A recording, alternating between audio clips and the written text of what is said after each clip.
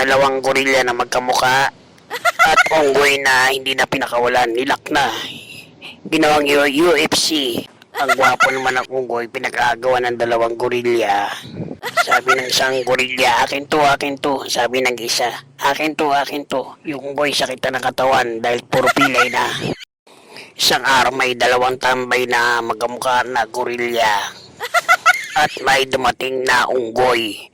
Ang unggoy umakit sa ulo ng gorilla, ginugulo ang gorilla. Wala namang ginagawa ang gorilla eh, nakaupo lang siya eh. O kita mo yung ginagawa ng unggoy na yan. Perwisyo.